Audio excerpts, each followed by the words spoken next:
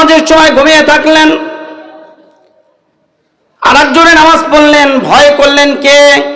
যিনি নামাজ পড়েছেন তিনি ভয় করেছেন, যিনি নামাজ পড়েন নাই তিনি কিন্তু আল্লাহকে ভয় করেন নাই। আল্লাহকে ভয় করুক আর না করুক, আল্লাহ কিন্তু রব হিসেবে তার দায়িত্ব তিনি পালন করে গেছেন। রাত্রে অক্সিজেন বন্ধ করে দেন নাই, বাতাস বন্ধ করে দেন নাই, সকালবেলা নাস্তা বন্ধ করে দেন নাই, সকালবেলা সূর্যের আলো বন্ধ করে দেন নাই, সকালবেলা দিনের আলো বন্ধ করে দেন নাই, সন্ধ্যার পরে রাত্রের আধার বন্ধ করে দেন নাই, সন্ধ্যার পরে বাতাস বন্ধ করে দেন নাই। আল্লাহ তার বান্দার জন্য সব ব্যবস্থা করেছেন। বান্দা তার ইবাদত করুক আর নাই করুক, যিনি সদা সর্বদা বান্দাকে লালন পালন করেন, সব সুযোগ সুবিধা দিয়ে থাকেন, তাকেই কি বলে? রব বলে। কি বলে? রব বলে। আমাদের একমাত্র রবকে আল্লাহ ভয় করতে হবে। এর মানে হলো, যখন আপনার সামনে অফিসে গেছেন, আপনার সামনে ঘুষ আসছে, ঘুষ খাবেন না। যখন আপনি ব্যবসা বাণিজ্যে গেছেন, সুদের টাকা আনা দরকার, আপনি সুদের টাকা আনবেন না।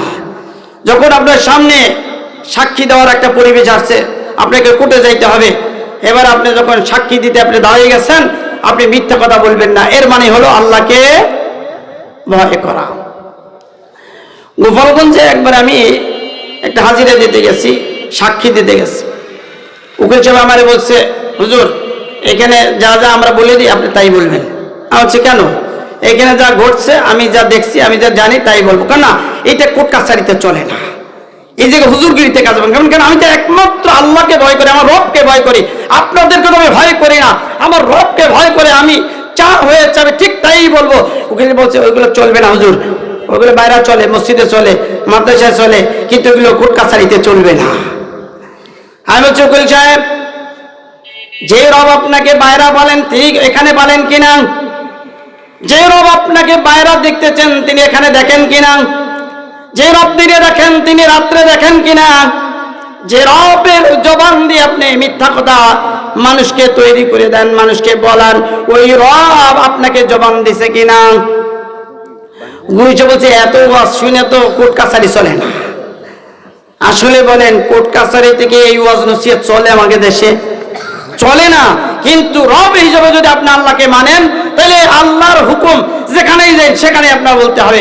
আমি বলছি আপনাদের বানোয়াটি এই সমস্ত কথাবার্তা একটাও আমি বলবো না, যা ওখানে হয়েছে আমি ঠিক তাই বলবো। উকিল সাহেব বারবার আমাকে রিকোয়েস্ট করতেছেন, দেখেন হুজুর আপনি তো হুজুর মানুষ, আপনি এগুলো বললেন না, আমরা যা বলে দিই আপনি তাই বলেন। ম্যাজিস্ট্রেট সাহেব আমাকে বললেন, আপনাকে দেখতে মনে হচ্ছে একজন আলিম মানুষ, আপনাকে ওনারা যা বলে তাই বলবেন নাকি বাস্তবে যা করছে তাই বলবেন? যদি মিথ্যা কথা বলেন, মিথ্যা সাক্ষী দেন, কিয়ামতের ময়দানে 5 শ্রেণীর মানুষ জাহান্নামে যাবে, তার মধ্যে কিন্তু আপনিও জাহান্নামে যাবেন। আমি স্যার আমি এটা ভালো করে জানি যে 5 শ্রেণীর মানুষ জাহান্নামে যাবে, আর আমি যদি মিথ্যা সাক্ষী দিই তাহলে আমিও যাবো, তা আমিও জানি, ঠিক করে আসছি। আজকে আমি যা জানি, যা সঠিক হয়েছে, আমি সেটাই আপনার সামনে উপস্থাপন করব। শেষ পর্যন্ত আমি যা বাস্তবে ঘটেছে আমি তাই বলেছি। শুকরিয়া আদায় করুন, বলুন আলহামদুলিল্লাহ। কারণ রব কে? রিজিকের মালিক কে?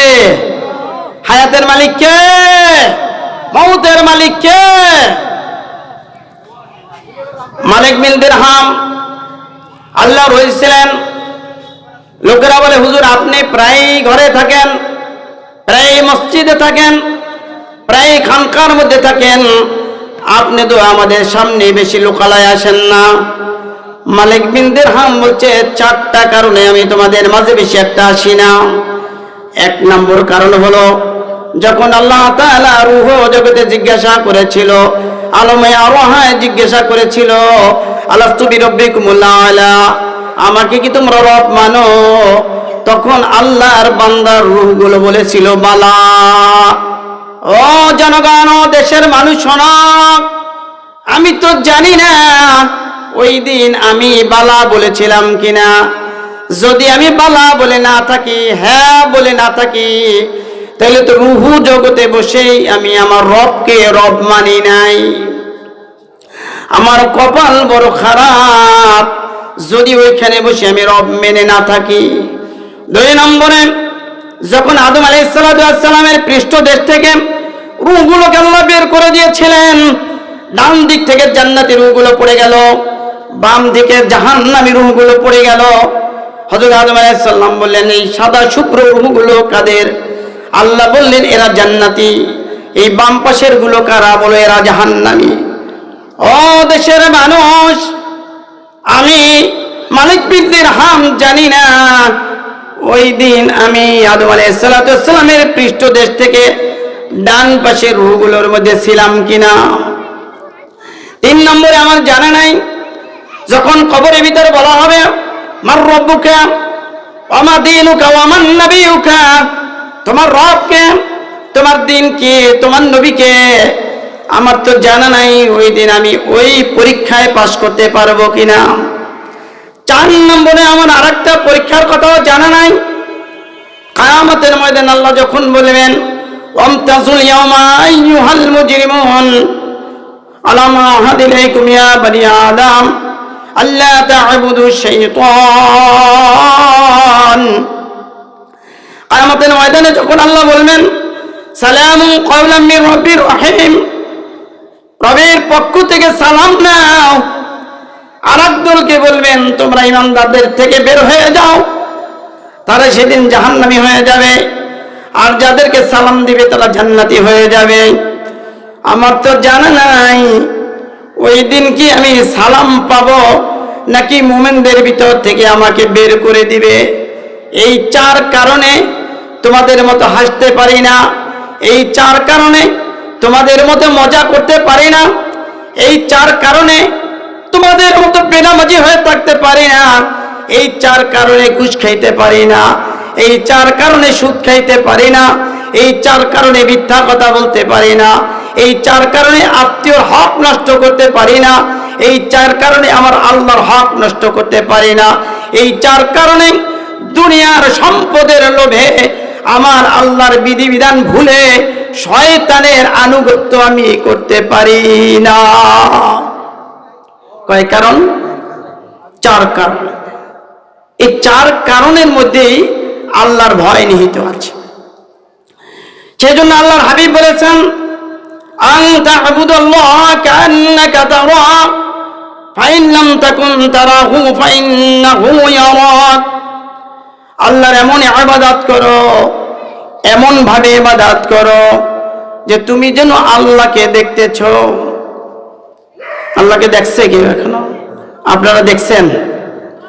ইমাম আবু হানিফা রাহিমাহুল্লাহ আলাইহি জামানার তৎকালীন যুগের পৃথিবীর শ্রেষ্ঠ আল্লাহর ওলি ছিলেন, বড় মুহাদ্দিস ছিলেন, মুফাসসির ছিলেন, মুহাদ্দিস ছিলেন, বড় ফকিহ ছিলেন। তিনি স্বপ্নের ভিতরে আল্লাহর কুদরতি চেহারা 100 বার দেখেছে। যারা বলেন সুবহানাল্লাহ। এক শ্রেণীর আলেম বের হয়েছে, তারা ইমাম আবু হানিফা রাহমাতুল্লাহ আলাইহিকে কাফের ফতোয়া দিয়েছে। বলুন নাউযুবিল্লাহ। কোন ব্যক্তিকে যদি কেউ কাফের ফতোয়া দেয়, হাদিসে আসছে আল্লাহ রাসূল বলছেন সে যদি কাফের না হয় তাহলে যে ফতোয়া দেয় সে কাফের হয়ে যায়। নাউযুবিল্লাহ বলবেন না? যেন তো কথায় কি কাফের বলা যাবে মানুষকে? আরে তুই তো কাফের, কথা কথা মানুষকে তো আর কি তো বলে, আরে তুই তো একটা কাফের। যদি কেউ কাউকে কাফের বলে, আল্লাহ রাসূল বলছেন সে যদি কাফের না হয় 2 জনের 1 জন কাফের হবে। যে কাফের বলল সে হবে, আর নাহলে যারে বলছে সে যদি বাস্তবে কাফের হয় তাহলে সে হবে। 2 জন আর 1 জন কাফের হবেই।